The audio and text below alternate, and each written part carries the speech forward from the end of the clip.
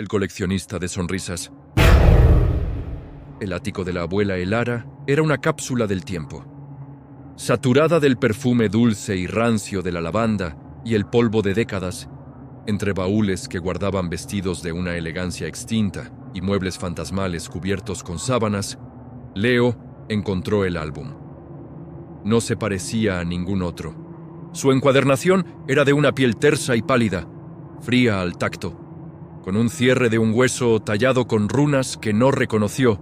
Al abrirlo, una quietud profunda invadió el aire. No había fotografías pegadas. Las imágenes parecían haber crecido desde el pergamino grueso, absorbidas por la página misma. La primera era una escena familiar de los años 50, rostros felices, sonrisas amplias, dientes perfectos bajo un sol eterno de blanco y negro. Pero en el fondo, tras el cristal de la ventana de la casa, una figura, borrosa, desenfocada, apenas una mancha de traje oscuro y una ausencia de rostro. Leo pasó páginas, décadas desfilando en saltos. Una boda en los 70, un picnic en los 80, una fiesta infantil en los 2000. En todas, sin excepción, la misma figura borrosa aparecía en segundo plano, siempre al margen, siempre observando. No las caras, no los eventos, observaba las sonrisas. Con el álbum en las manos temblorosas, Leo fue al cuarto de la abuela Elara, ya postrada y habitante de un crepúsculo mental. Al mostrarle una foto de 1938, donde su hermana gemela Clara reía a carcajadas en lo alto de un columpio, los ojos nublados de la anciana se iluminaron con un dolor lúcido. Esa fue la última, susurró con una voz que parecía raspar el fondo de un pozo seco, la última vez que Clara sonrió de verdad. Su risa era tan pura que dolía escucharla. Al día siguiente, se apagó. Explicó que Clara no enfermó, no murió joven. Simplemente, la chispa se fue. Vivió una larga vida, pero gris, como si hubiera agotado toda su capacidad de alegría en ese único instante. Él se la llevó, dijo Elara, su dedo huesudo señalando a la mancha borrosa al fondo de la foto del columpio. Se lleva las mejores, las que brillan tanto que no pueden durar. Esa noche, Leo soñó con el columpio vacío, meciéndose con un chirrido solitario, y la figura borrosa de pie junto a él, sosteniendo en sus manos vacías algo que pulsaba con una luz dorada y cálida, como un corazón capturado. La obsesión se apoderó de Leo. Fotógrafo aficionado y archivista por naturaleza, comenzó una investigación meticulosa. Escaneó cientos de fotos antiguas del pueblo, mejorando digitalmente las áreas borrosas. Nunca obtuvo un rostro, pero confirmó la identidad de la silueta, la misma en cada época. Luego, cruzó fechas con registros locales, obituarios y diarios personales. El patrón era claro e inquietante.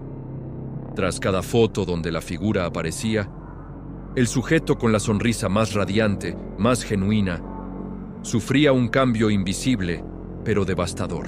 No morían, se descoloraban.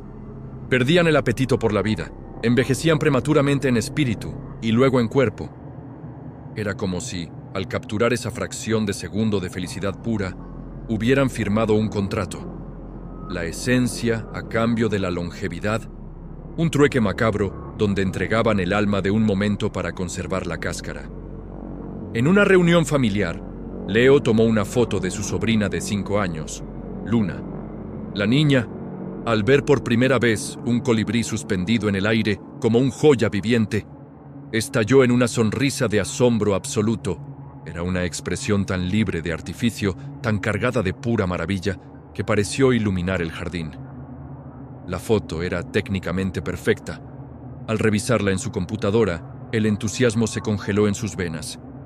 Allí, entre las rosas del fondo, apenas visible pero inconfundible, estaba la silueta, no tan borrosa esta vez. Se distinguía la línea del hombro, la inclinación de una cabeza. Y lo peor, parecía estar mirando directamente a través del objetivo, hacia él.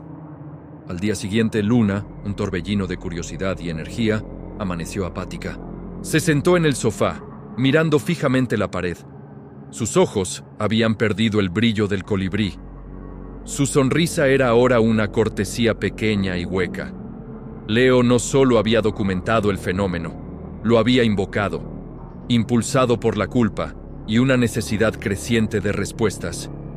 Leo rastreó a uno de los nombres de su investigación. Thomas, un hombre de 94 años, que en una foto de 1948 posaba sonriente radiante junto a su primer automóvil. Lo encontró en una residencia. Sus ojos eran pozos secos en un rostro surcado por arrugas profundas. «Fue el mejor día de mi vida», dijo Thomas con una voz tan plana que era aterradora. «Y también el último día en que sentí algo real. Después, todo fue administrado, como vivir en una habitación con la luz siempre tenue». Le contó a Leo que, a veces, en sueños, visitaba un cuarto lleno de estantes. Allí, el hombre sin rostro, así lo llamaba, colocaba algo brillante que salía de su propio pecho dentro de un frasco. «Él no es cruel», musitó el anciano. «Es un coleccionista. Nosotros somos sus mariposas. Nos fija con su alfiler de luz, y lo que vuela después es solo un fantasma con nuestra forma». Desesperado, Leo recurrió a técnicas esotéricas de clarividencia fotográfica encontradas en foros oscuros. No buscaba ver el rostro del coleccionista, sino ver lo que él veía. Tomó la foto más antigua del álbum y mediante algoritmos de inversión y amplificación de microcontrastes, intentó mirar detrás de la figura borrosa. Lo que emergió en la pantalla lo dejó sin aliento. Un vistazo a una habitación, no un cuarto, sino una galería. Estantes de madera oscura que se perdían en la altura y la profundidad, y en ellos, dispuestos con meticulosidad geométrica, pequeños compartimentos o frascos de cristal. Dentro de cada uno, una mota de luz palpitaba con un ritmo tranquilo y cálido, dorada, ámbar, blanca. Eran las sonrisas, las esencias puras de aquellos momentos de felicidad perfecta, extraídas y preservadas en su estado más prístico. El coleccionista no robaba recuerdos, arquitectaba un herbario de emociones humanas. La obsesión comenzó a consumir la propia vitalidad de Leo. Las noches eran visitadas por sueños vívidos de la sala de los estantes.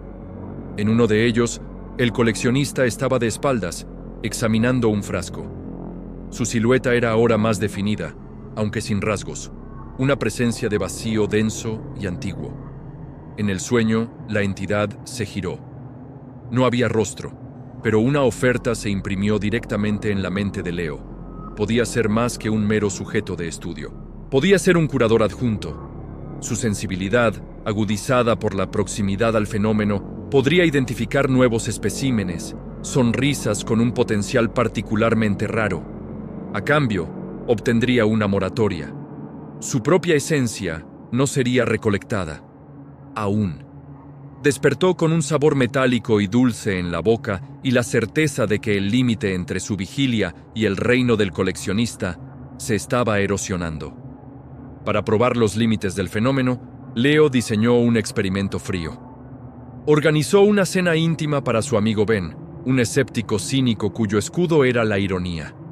Creó el ambiente perfecto: comida reconfortante, vino, anécdotas cuidadosamente seleccionadas. Su objetivo, provocar en Ben una risa genuina, desarmada, no sarcástica, y fotografiarla. Lo consiguió. Ben, al escuchar una historia simple y tierna de la infancia de Leo, soltó una carcajada sincera, amplia, que le llegó a los ojos.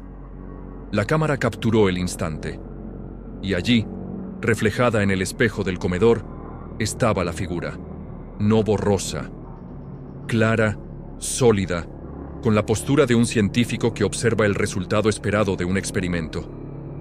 Ben no se transformó de la noche a la mañana, pero días después comentó, confundido: «Es como si el sabor de las cosas se hubiera diluido. Nada me parece realmente extraordinario ahora».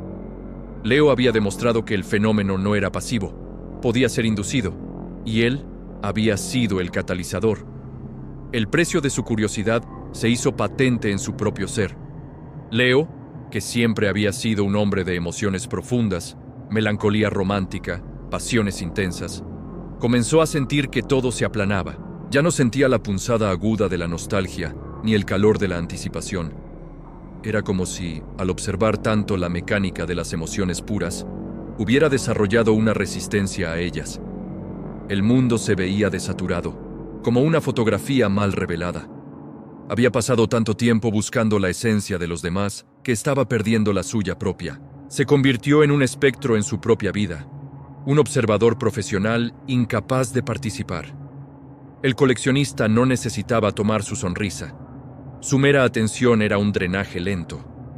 La desesperación por sentir algo, cualquier cosa, lo llevó a un acto extremo. Una noche reunió los objetos más queridos de su vida.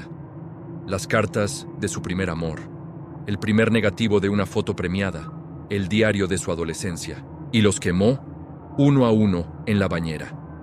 Observó cómo el fuego consumía los fantasmas de su pasado, y un dolor agudo, crudo, absolutamente genuino, lo atravesó. Era un sufrimiento puro, no diluido por el tiempo ni la racionalización.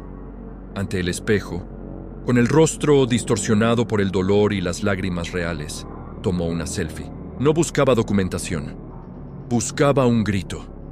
En la foto, su expresión era una obra maestra de agonía humana. Y entonces lo vio.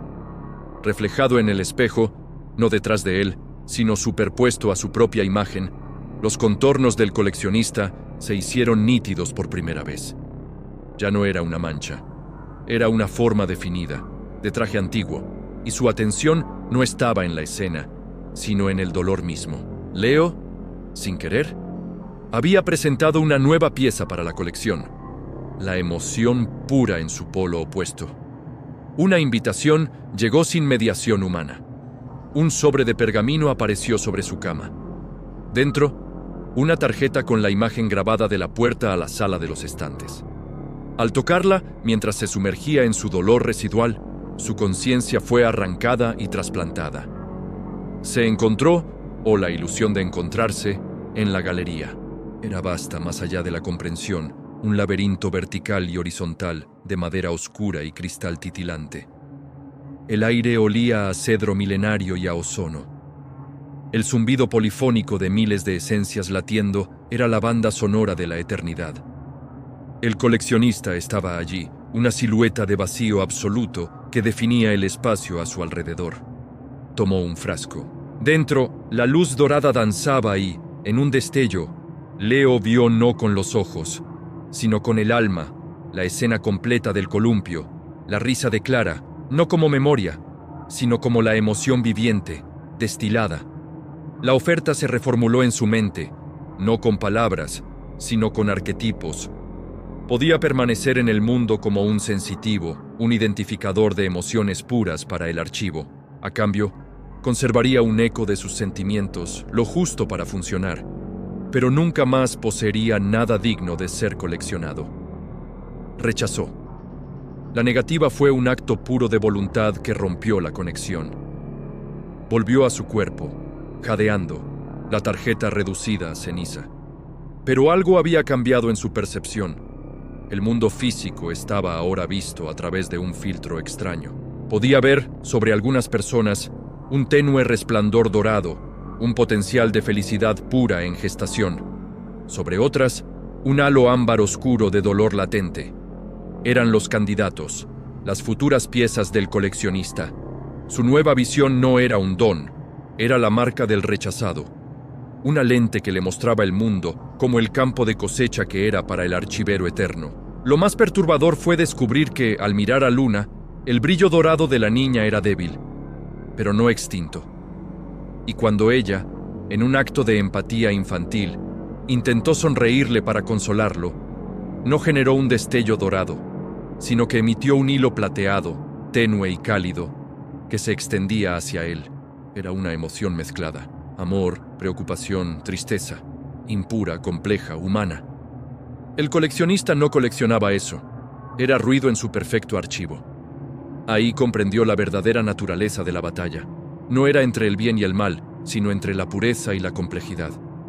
El coleccionista, en su búsqueda ascética de emociones perfectas y no contaminadas, descartaba la esencia misma de la experiencia humana, la mezcla desordenada, resiliente y bella de sentimientos que se entrelazan y contradicen. Leo tomó su cámara antigua, la de carrete. No buscó una sonrisa perfecta.